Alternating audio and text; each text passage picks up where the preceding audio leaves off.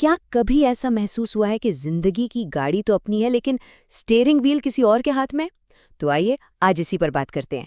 ہم دیکھیں گے کہ کیسے صرف 21 دنوں میں اپنے دماغ کو ری پروگرام کیا جا سکتا ہے تاکہ کنٹرول پوری طرح اپنے ہاتھ میں آ جائے۔ چلیے شروع کرتے ہیں یہ سفر۔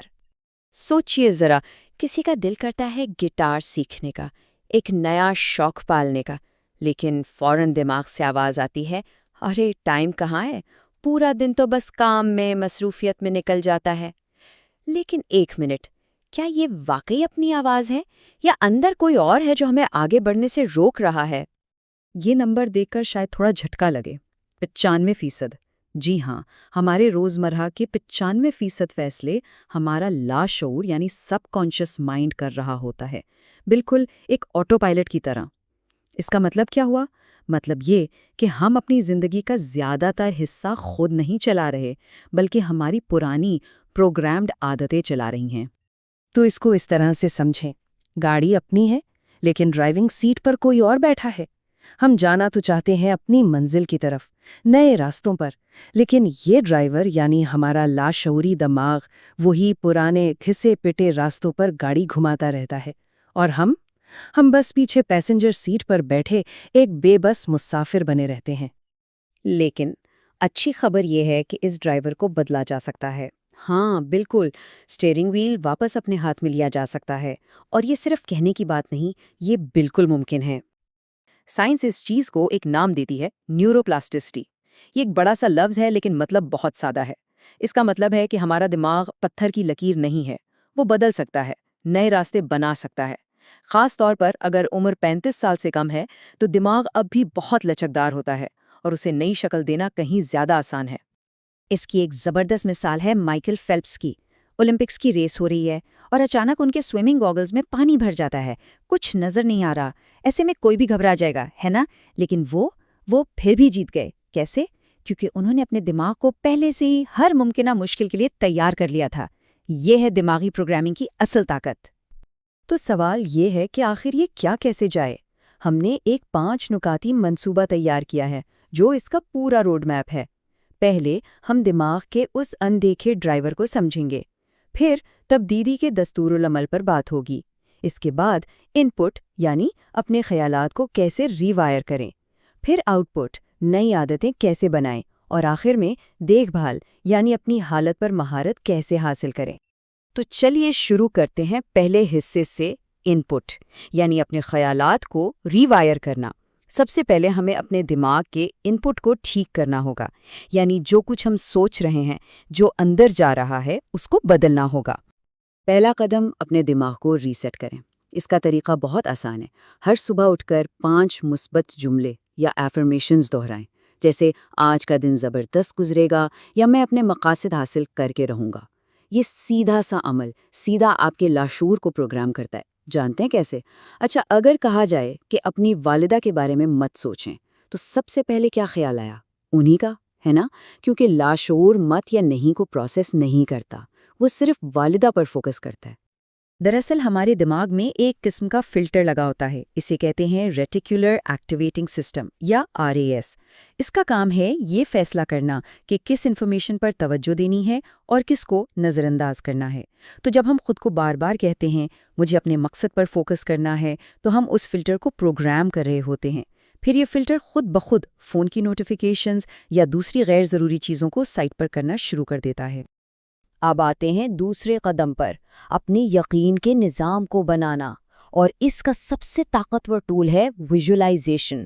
روزانہ صرف 5 منٹ، بس 5 منٹ نکال کر آنکھیں بند کریں اور اپنے خوابوں کی زندگی کا تصور کریں، 5 یا 10 سال آگے۔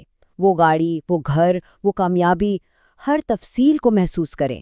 پتہ ہے ہمارا دماغ اصل حقیقت اور ایک گہرے واضح تصور میں فرق نہیں کر پاتا۔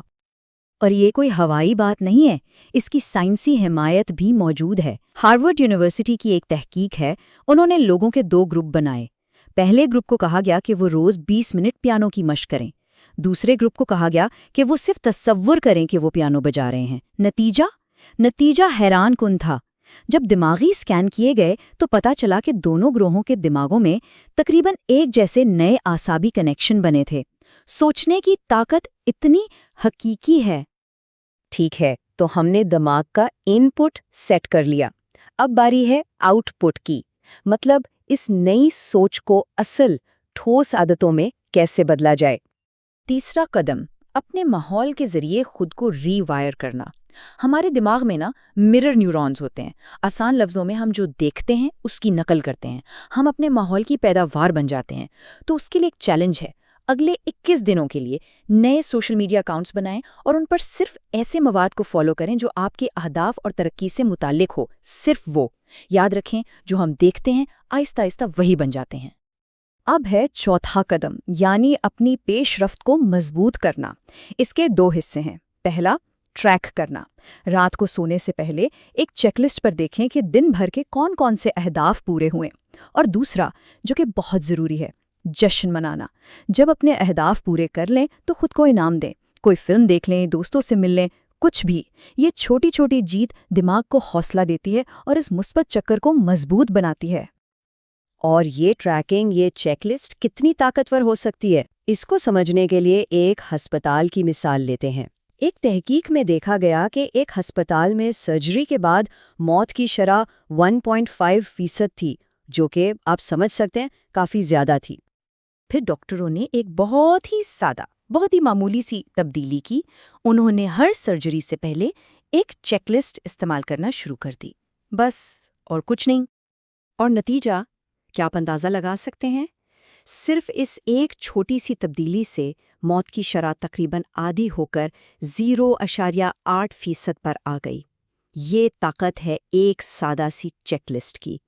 یہ چیزیں ہمارے دماغ کو ٹریک پر رکھتی ہیں، اسے منظم رکھتی ہیں۔